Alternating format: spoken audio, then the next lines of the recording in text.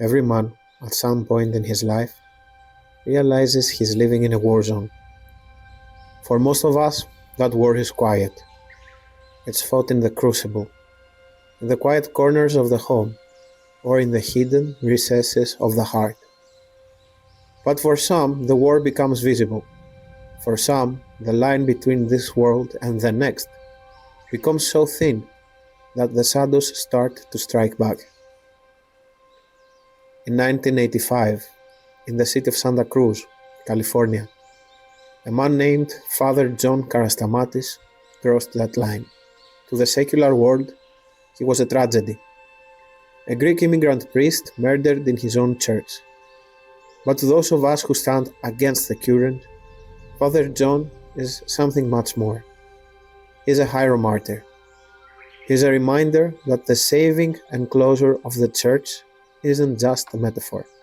It is a fortress, and sometimes the captain of the fortress has to fall so the walls can stand. Father John didn't start in the fog of California, but he started in the light of Greece.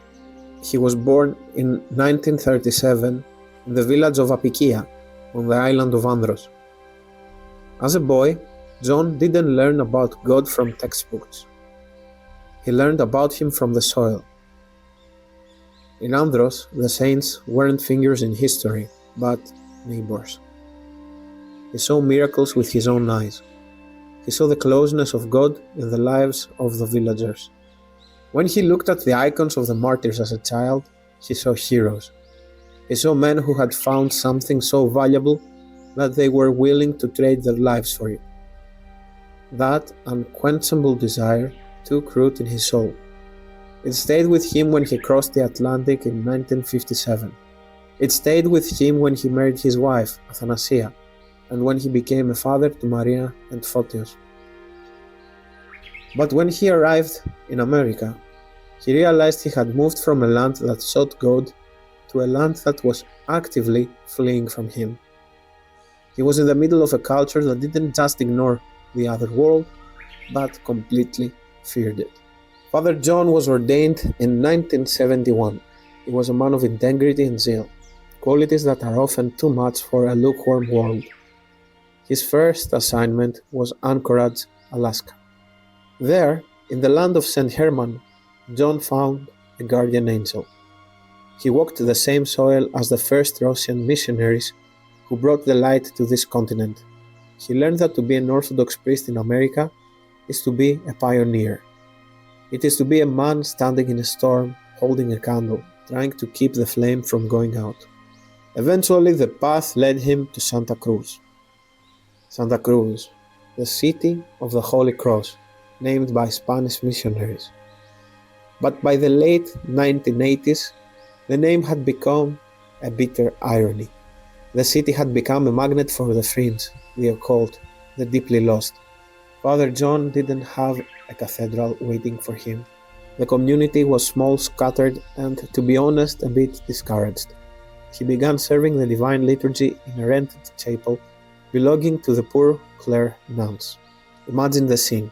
Father John at the altar, burning with the consuming fire of his faith, and in the back of the chapel his parishioners sat like spectators, hesitant and lukewarm.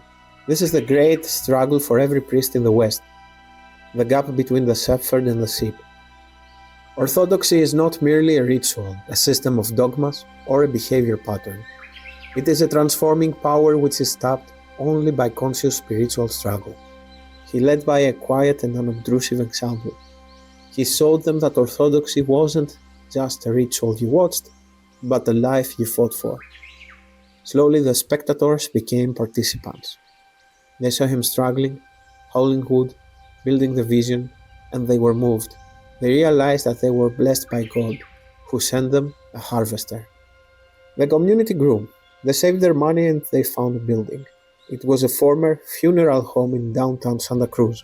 Think about the poetry of that. A place where the world brought its dead to be processed was being turned into an island of holiness, where the dead were brought to be made eternal. Father John did the interior work himself. He fashioned the iconostases, He built a large domed apse above the altar. He dedicated the church to the prophet Elias, the fiery prophet who stood alone against the prophets of Baal. It was a refuge from the noisy bustle of downtown. But because it was in the middle of the city, Father John kept an open-door policy. We see them lonely within the crowd, as they become symbols of truth and beacon lights of Christianity, praying for peace and brotherly love on earth. He saw Christ in the outcasts, in the lonely, the poor, and the university students who were tired of the materialism and competition of American life, those who realized that the American dream was just a lie. He became a father to them. He welcomed the young seekers who were influenced by the writings of Father Seraphim Rose. He gave them the saving enclosure they were looking for. And then God gave a sign.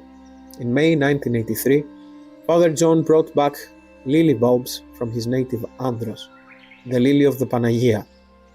His son, Photios, planted them and watered them only with holy water. Father John took one of the cut flowers and placed it by the icon of the Mother of God. For weeks, removed from water and earth, the lily stayed fresh. And then, from the dry cut stem, fresh sprouts appeared. Father John saw this as the ultimate symbol of the resurrection, life coming out of death. It was a moment of profound grace.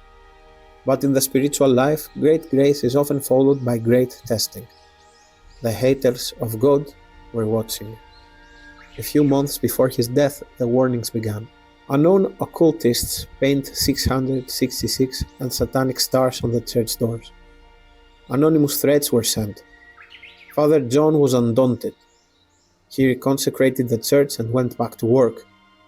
He knew the light he was producing was a direct assault on the darkness that held sway in that city. May 18, 1985. His wife was away visiting their daughter and a new grandchild. Father John was alone in the church, preparing his sermon for the next morning. It was shortly before midnight. We don't need to speculate on the identity of the assailants. The police found no signs of theft or vandalism. It was a targeted assassination. Father John was attacked in his church office. He fought, he struggled, but he was severely beaten and finally killed by a heavy blow to the head. When his son arrived at 1:30 a.m., he found the blood of a martyr on the walls.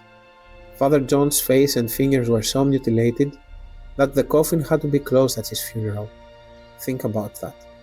They targeted his face, the window to his soul, and his fingers, the hand that offered the blessing, the hand that had the body and the blood of Christ. It was a ritual of hatred, a vile, disgusting act by some horrible people. But as we said before, evil is blind. The killers thought they were silencing him. But what they didn't realize is that they were making his voice eternal. Father John Karastamatis didn't just die for a cause. He didn't die for a simple ideology. He died for God. He died for Christ. His death confirmed the reality of our faith in the most direct way possible, by showing us that there are things in this world that are truly anti-Christian, and that the only answer to them is a love that is stronger than death. John's death was solved later, when the investigation focused on Edward Lee Bowman, a local taxi cab driver and parishioner, and his wife Anna. In December 1985, as police arrived at the couple's home for questioning, Anna fired a shot at detectives and then committed suicide during the ensuing standoff. Edward Bowman was arrested in January 1986 and eventually pleaded no contest to the murder. Edward was sentenced to life in prison. He remains incarcerated today. His parole was most recently denied in early 2024, and his next suitability hearing is scheduled for July 10, 2026. The killers thought they were burying a man, but they didn't realize they were planting a seed. His life inspired us. We live in an age of lukewarmness. We live in an age where we want our faith to be easy, comfortable, and safe. The freedom of Christ can be found even in the most stifling and evil surroundings. The Church is the only island of holiness left in the noisy bustle of the world. We live in an age where we want our faith to be easy, comfortable, and safe. But the holy martyr of Santa Cruz stands as a beacon. He tells us that the Island of Holiness is worth everything.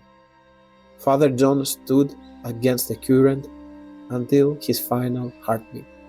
And because he did, the Prophet Elias Church still stands today. The light never went out. It became brighter. Holy Martyr John, pray to God for us.